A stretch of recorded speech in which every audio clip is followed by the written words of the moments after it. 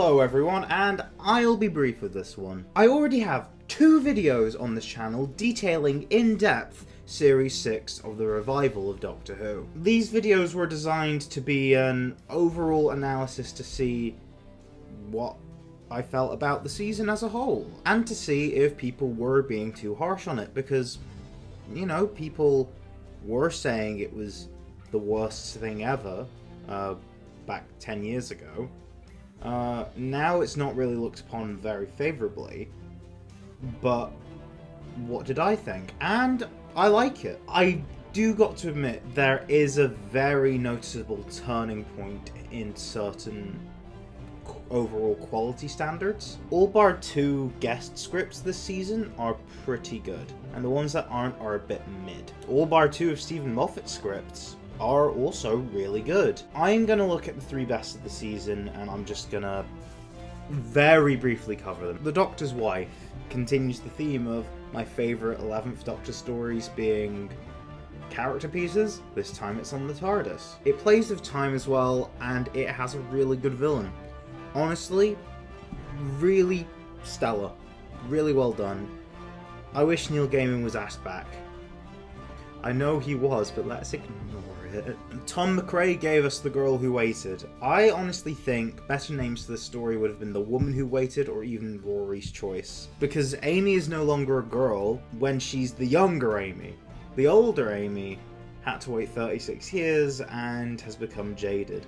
It's a very well done what-if scenario that really displays the affection that Amy and Rory have, as well as potential cracks forming in their relationship. There's not really much to say other than that, because it is a very small-scale episode. All 3 of these are kind of low-key in a way. Maybe that's just down to my tastes, but these cracks continue to form in the God Complex. I really liked The Curse of Fenric because it was about faith, and this is as well, although that's more of a twist. When I was foreshadowing what I was going to be talking about this time around, I mentioned that there was a story that I was less lenient on and a story that I was more lenient on.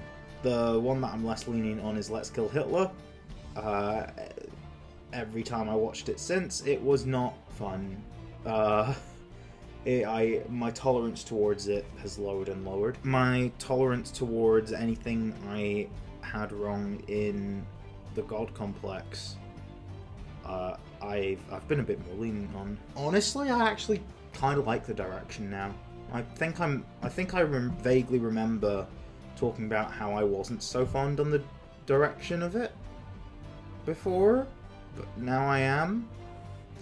And the sort of references to Rory being abused by Amy, or at least what it may seem like in hindsight with the Silence of the Daleks in mind, it's not really something that, you know, watching The Girl Who Waited and this back to back, it really does feel like they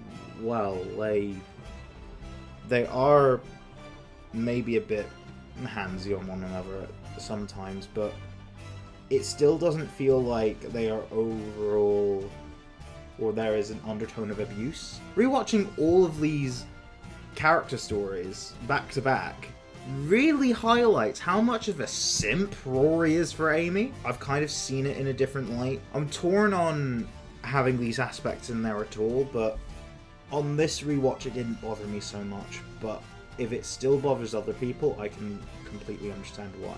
The entire conceit is very unique. Actually, all of these conceits are very unique. These are definitely highlights of the era, and I think everyone agrees. Everyone loves these 3 stories, and they're definitely all in everyone's top 10, 11th Doctor stories. For me, I would say possibly they're in my top 5, along with the ones in the last season. Now that kind of foreshadows the fact that I'm not really a fan of next season. Maybe not directly, but we're entering the Clara years, which is the 3-season period where I'm like, okay, no, the show dropped the ball, and I've come to the realization that a lot of what I don't like, although it's not just I wouldn't say it's the existence of Clara that makes me not like them. However, a lot of what I don't like about them do end up being wrapped around Clara as a character. Even if, as an element in certain stories, I think she is fine. But I'll leave that analysis for the next video, and it's not as if the next thing I'm going to cover isn't going to be in my top 10 Matt Smith stories. Like, I really love insert episode here. You'll find out next week. So yeah, this was a shorter one. What do you think of Series 6? Are there any other stories that you think I should have spent time on? Leave your thoughts in the comments below, and also check out my 2 Series 6 videos. They are honestly some of the best work I've done on the channel. They will give insight into what I feel about The Impossible Astronaut all the way to The Wedding of a Song. With that, I'll see you next time. Goodbye!